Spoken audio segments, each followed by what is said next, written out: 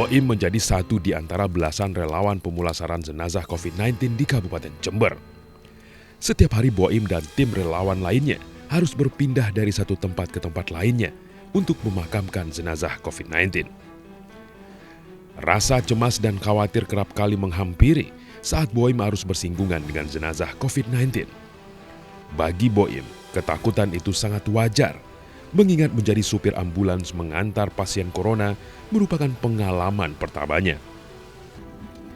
Bahkan rasa takutnya kian menjadi-jadi bila ingat penularan COVID-19 yang terbilang sangat cepat.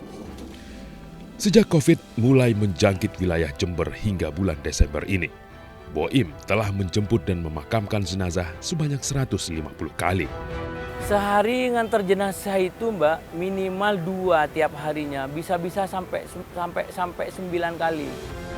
Saya itu pernah beberapa kali start mulai jam 10 siang waktu itu bisa sampai jam 7 pagi. Jadi subuh kita itu masih ada di pemakaman Mbak. Subuh itu bisa masih pemakaman dan bisa kembali lagi ke rumah sakit dan masih ngambil lagi di rumah sakit. Habis itu kan diganti lagi dengan tim yang lain.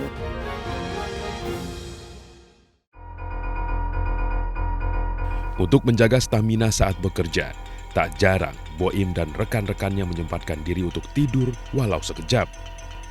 Hal tersebut terpaksa dilakukannya karena situasi saat itu yang tidak memungkinkan Boim untuk pulang ke rumah. Ya pernah itu Mbak, ya kecapean banget itu pernah. Sampai tidur-tidur di makam, tidur-tidur di rumah sakit, tidur-tidur di ambulan. Malah pernah tidur sama jenazah. Kenapa? Karena di lapangan masih belum selesai, jenazah sudah siap dan jenazah sudah masuk ambulan Mbak.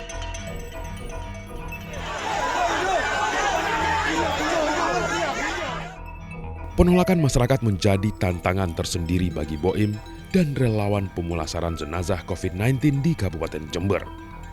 Tak jarang misi kemanusiaannya dalam mengantarkan jenazah korban COVID-19 ke peristirahatan terakhir dihadang massa yang tak menerima adanya pemakaman jenazah COVID-19 di wilayah yang sudah ditentukan oleh pemerintah setempat. Saya itu 3 kali, yang satu itu di Kabupaten Bondowoso, yang satu itu di Jember, wilayah Jember, Kecamatan Tanggul, dan yang satu di Kecamatan Ajung, Mbak. Itu sampai saya itu tidak boleh buka sama teman-teman polisi yang di lapangan, tidak boleh buka kaca. Sampai mobil kayak yang mau diguling-gulingkan, saya itu Mbak.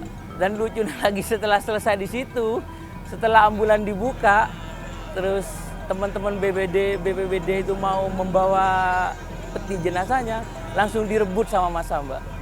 Itu saya langsung pulang, ambulan PMI itu dicegat. Jadi kalau misalnya, loh kan ini bukan arah pulang ini. Jadi mungkin mau disandra atau apa, saya juga nggak tahu juga. Akhirnya saya, karena saya itu lokasi, saya tahu lokasi, akhirnya saya terus aja bablas. Juga diwanti-wanti dengan teman-teman kepolisian, kamu harus, ini lurus kamu sudah.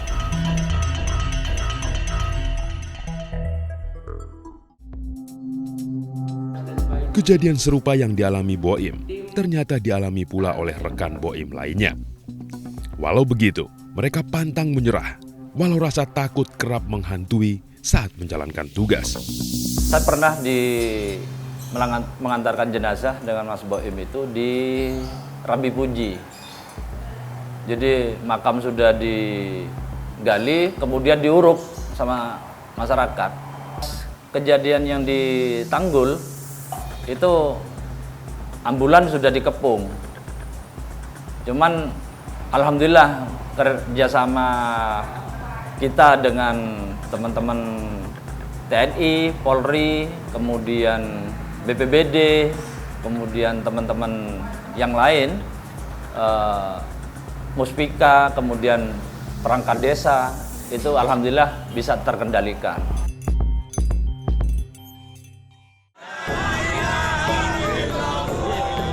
Menghadapi kendala demi kendala, menjadikan Boim kecewa kala harus menerima perlakuan kurang mengenakan dari sebagian masyarakat. Stigma negatif terhadap dirinya terkadang membuat Boim dan relawan lainnya kelelahan. Padahal apa yang dilakukan Boim dan teman-temannya murni didasari rasa kemanusiaan untuk keselamatan umat manusia dan niat beribadah. Saya itu takut, saya ini sudah kerjanya sudah maksimal, niatnya diniati ibadah, kok masih digituin sama masyarakat. Awalnya sampai gitu, teman-teman cuma pernah down semua kayak gara-gara kayak gitu, Mbak. Gara-gara dihadang sama massa itu. Sampai 3 kali soalnya, Mbak. Dan semua tim juga takut.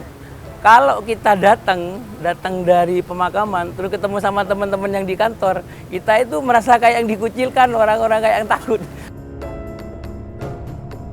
Karena kita bekerja kayak gini ini, mungkin inilah salah satu jalan kita untuk menuju ke surga. Motivasi saya itu kayak gitu, itu aja, Mbak.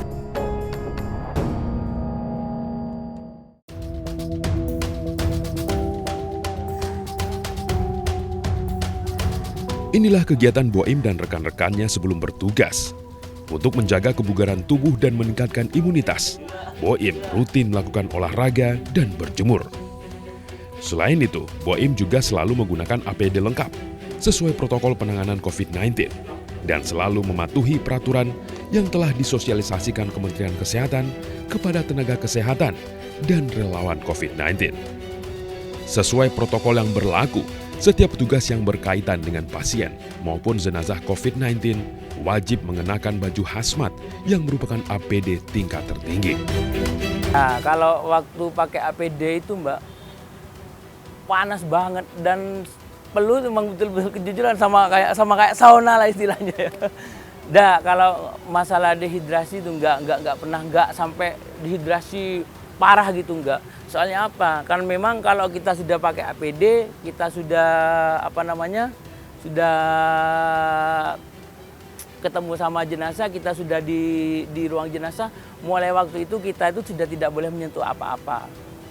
Sudah takut semua karena semua itu dilakban, sudah memang betul-betul tidak boleh dibuka. Akhirnya mungkin kita mau minum 2 sampai 3 jam lagi baru selesai semua, kita baru bisa minum, baru bisa makan, Mbak.